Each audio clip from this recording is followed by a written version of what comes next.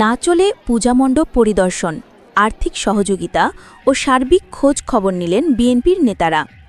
মোহাম্মদ শামিরুল ইসলাম, চাঁপাইনবাবগঞ্জ প্রতিনিধি।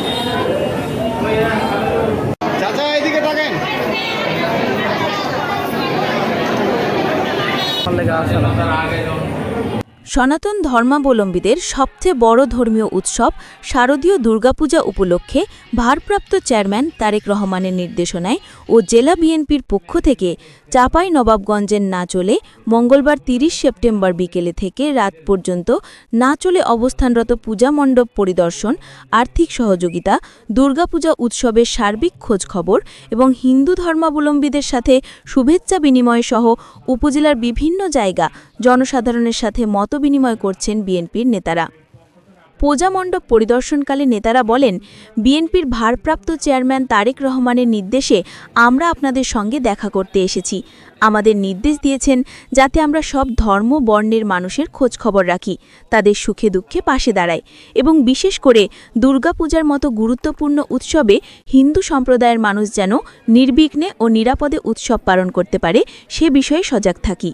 তারা আরও বলেন, বিএনপি সব ধর্ম বর্ণের মানুষের ধর্মীয় স্বাধীনতায় বিশ্বাস করে। অতীতেও যেমন হিন্দু সম্প্রদায়ের পাশে ছিল, বর্তমানে আছে এবং ভবিষ্যতেও থাকবে। পূজা মণ্ডপ পরিদর্শনকালের মধ্যে পথে নাচল উপজেলা সহসভাপতি শফিকুল ইসলাম ও তার সাথে থাকা বিএনপির নেতাকর্মীদের সাথে কুশল বিনিময়।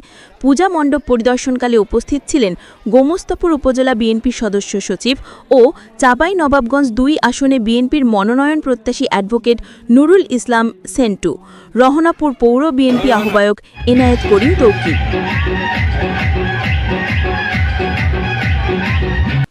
মেসেজ দিতে এসেছি আপনাদেরকে যে দুর্গা পূজা হচ্ছে আমাদের ঈদের মতো।